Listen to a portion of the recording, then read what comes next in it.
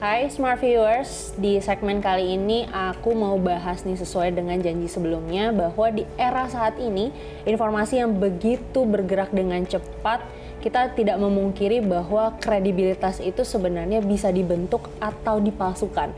Nah, terkait hal ini aku mau mempertanyakan sih, yang bertanggung jawab itu atau yang membentuk kebenaran itu sendiri, apakah jurnalis, content creator yang dekat dengan audiens, atau algoritma nih?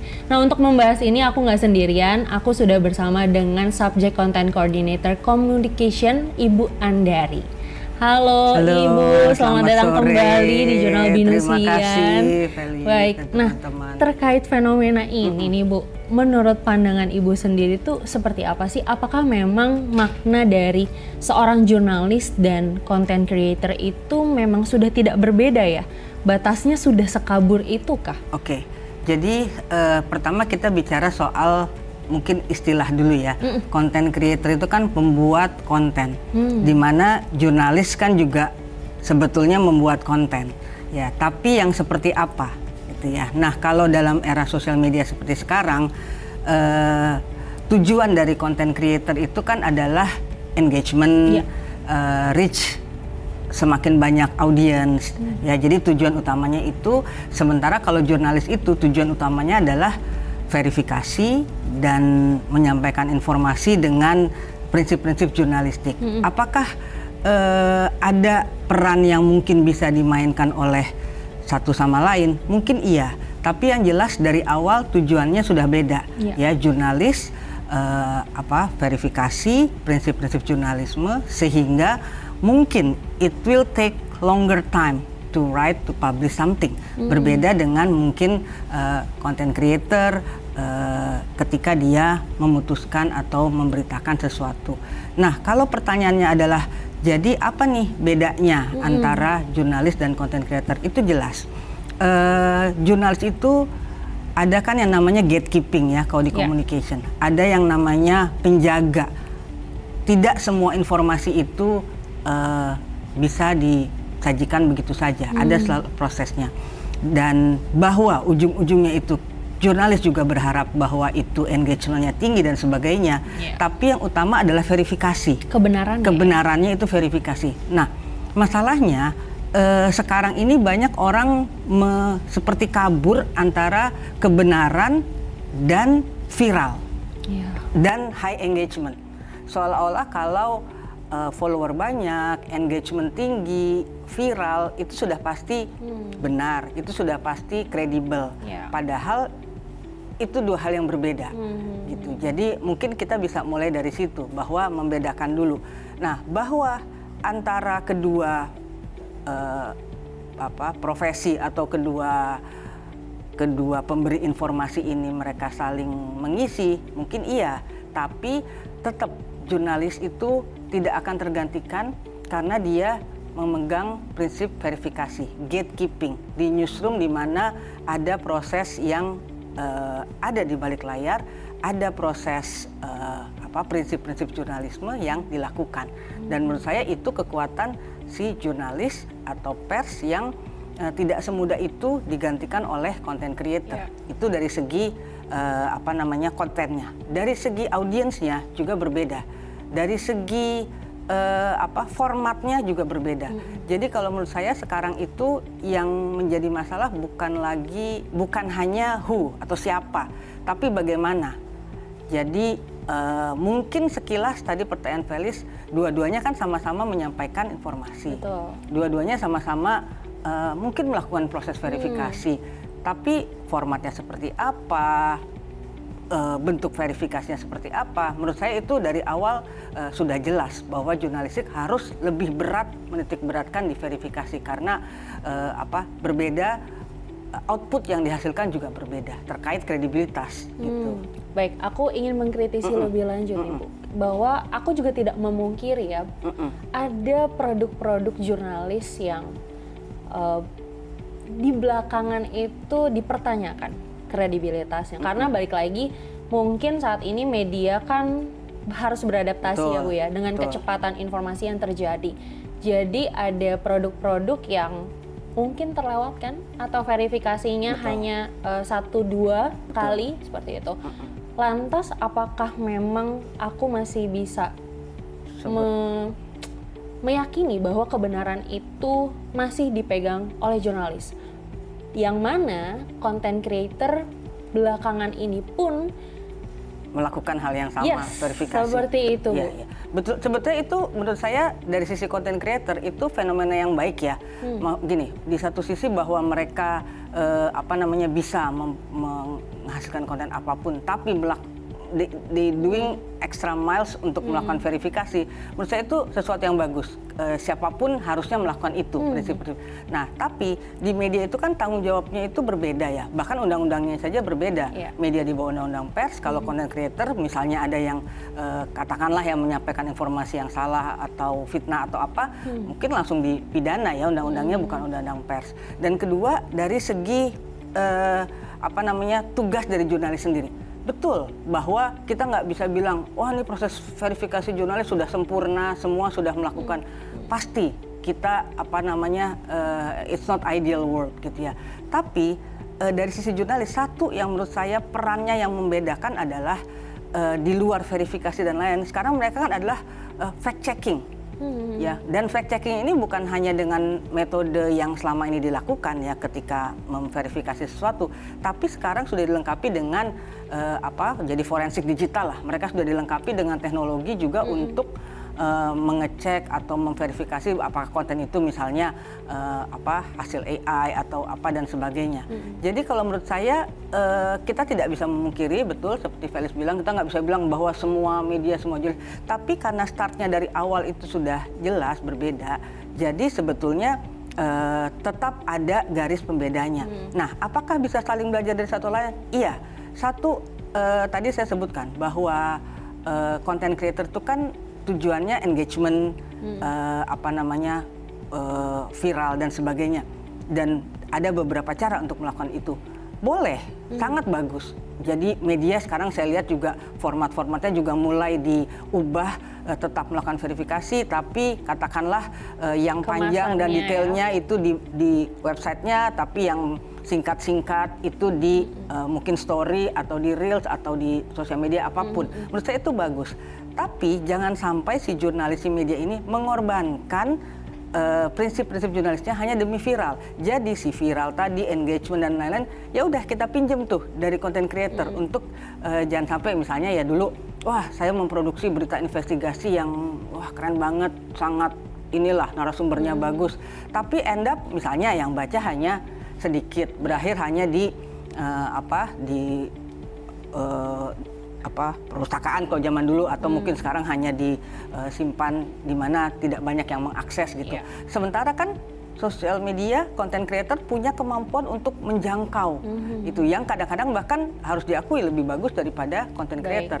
Menurut saya pinjam aja ilmunya itu gimana sih engage, tapi tidak mengorbankan prinsip jurnalismenya karena bagaimanapun dari setting awalnya sudah berbeda.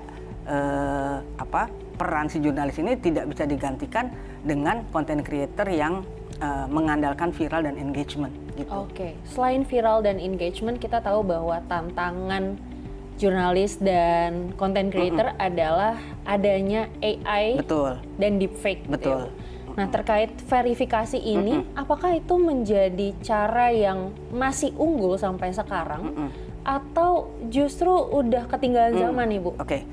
Good question. Jadi kalau dibilang cara yang kita bilang konvensional yang lama itu, sebetulnya kan jurnalis itu kalau ibaratnya kita koki gitu ya, cara memasak tuh kan sebenarnya sama. Mungkin sekarang peralatan yang berbeda terus, tapi kan proses check and recheck, verifikasi, cover both side dan sebetulnya sama. Nah, makanya sekarang dari sisi jurnalis, dan ini berita bagus bahwa banyak media-media media besar maupun media-media kecil di daerah yang sekarang kapasitinya ditingkatkan untuk fact checking ke digital verification, digital forensik. Termasuk yang defect tadi. Jadi saya lihat sekarang ya, termasuk saya juga sering gitu memberikan pelatihan-pelatihan ke daerah, tidak lagi atau tidak hanya terbatas pada pelatihan-pelatihan pembuatan konten, pembuatan berita yang baik dan sebagainya ya, feature menulis ini, membuat video dan sebagainya. Tapi bagaimana memverifikasi secara digital. Jadi kerjasamalah dengan perusahaan-perusahaan teknologi.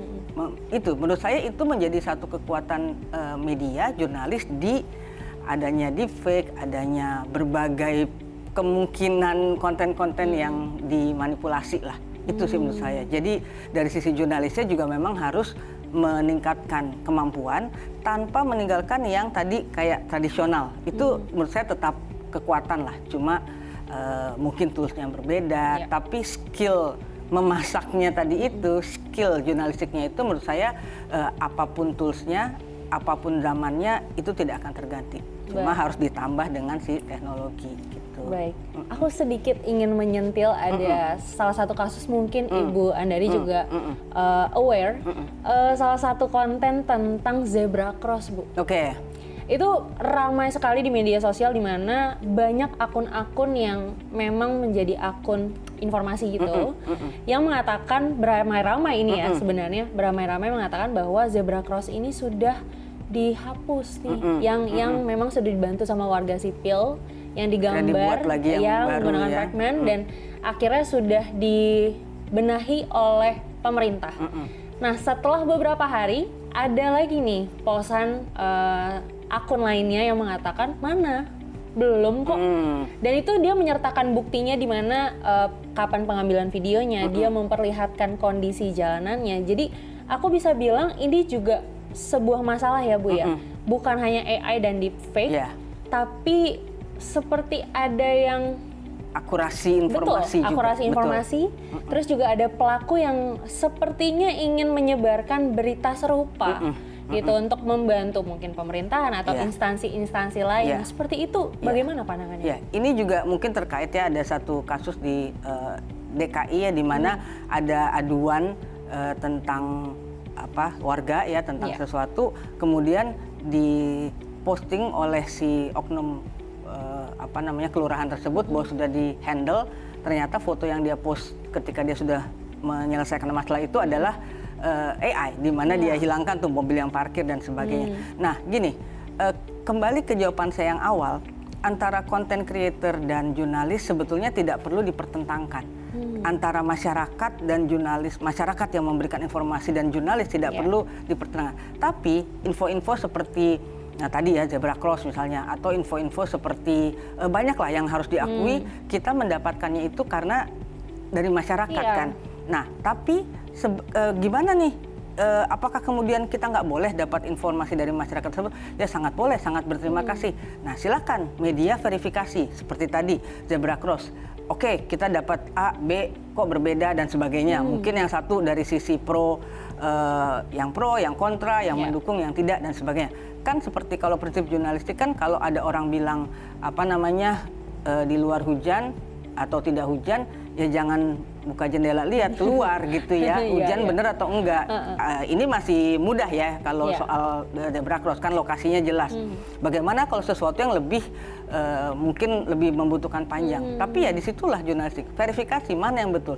Bahkan mungkin menurut saya justru ini menunjukkan peran jurnalis semakin penting karena hampir dapat dipastikan kasus seperti zebra cross itu dalam berbagai kasus yang lain di mana informasi simpang siur, kok di si A bilang gini, si B bilang gini. Nah, muncullah justru jurnalis pahlawan kan munculnya belakangan ya. Ya maksudnya justru di situ dia muncul untuk memverifikasi. Bahkan kalau perlu memang dia ini kumpulkanlah informasi-informasi yang berbeda dan dia berperan sebagai fact checking dengan metode yang tadi mungkin konvensional, tapi dengan dilengkapi digital teknologi. Itu sih menurut saya. Jadi nggak usah khawatir saling berbenturan, malah bisa saling bekerja sama gitu. Oke. Izin Ibu, dengan kasus-kasus yang mungkin kita sudah jabarkan ya, kita sudah diskusikan, aku juga mau tahu apakah kita memang sudah memasuki ke era yang hanya ingin terlihat kredibel atau tidak ya Bu ya? Salah satu yang sangat terkenal kita sering dengarkan adalah dari buku The Death of Expertise, ya, matinya kepakaran. Karena semua orang itu bisa bicara apa saja selama ada corongnya. Nah, makanya saya senang nih ada forum seperti ini, ya, banyak memang expert di bidang masing-masing, tunjukkan. Nah, kalau dibilang tadi pertanyaannya adalah kredibel atau tidak gitu ya, justru harusnya orang-orang yang memang ahli, memang mengetahui masalahnya, bicaralah, buatlah konten-konten yang memang bisa mengimbangi orang-orang yang mungkin kita anggap itu tidak benar atau kurang akurat dan sebagainya. Jadi ini kan sistemnya supply and demand nih. Supply-nya adalah ini konten, informasi, demand-nya ini adalah audience, dan ada satu hal lagi yang bernama sistem, bernama algoritma. Algoritma ini kan bukan berdiri sendiri, tapi hasil asupan dari pemberi informasi ke audiens. Jadi kita nggak bisa bilang bahwa audiensnya mau yang ini, ya kita memberi informasinya apa. Ini banyak orang-orang yang infonya nggak akurat yang memberi ini ke audiens. Nah, kita memang orang-orang yang punya kekuatan, punya expertise, mempengaruhi lah algoritma, membuatlah konten-konten, bicaralah supaya bukan lagi the death of expertise, tidak benar nih, atau kita memang memperbanyak orang-orang yang memang expert di bidangnya untuk berbicara sesuai kepakaran, sehingga algoritma dan sosial media diisi oleh memang orang-orang yang betul-betul ahli dan kompeten di bidangnya. Oke. Gitu. Karena tadi udah di-mention tentang algoritma, Bu. Apakah memang krisis informasi saat ini, kredibilitas saat ini, itu juga sebenarnya ditentukan oleh minat pembaca ya? Oke. Minat pembaca itu kan demand ya, supply kan informasi. Kita nggak bisa bilang bahwa karena demand-nya seperti ini sehingga supply saya seperti ini, gitu. Bisa dibentuk kok. Demand itu bisa dibentuk, bahwa itu menjadi satu pertimbangan, iya. Jadi menurut saya tidak ada tuh yang namanya krisis informasi. Informasinya banyak. Mungkin tinggal bagaimana kita mempengaruhi, membuat konten-konten itu sehingga si algoritma, sehingga proses supply and demand ini tidak semata-mata menyerahkan kepada pasar. Karena kan informasi tidak seperti barang yang oke, pasar minta ini, bisa kok kita kendalikan, bisa kok kita arahkan sesuai dengan apalah ya, misalnya ada misi untuk kebenaran, kredibilitas, kepakaran, itu sih menurut saya. Baik, boleh dicatat Smart Viewers untuk jawaban dari pertanyaan kita di awal segmen kali ini. Itu semua sudah terjawab oleh Ibu Andari. Tapi jangan kemana-mana dulu Smart Viewers, karena sesaat lagi kami akan kembali dengan informasi menarik lainnya, so stay tune di Jurnal Indosiar.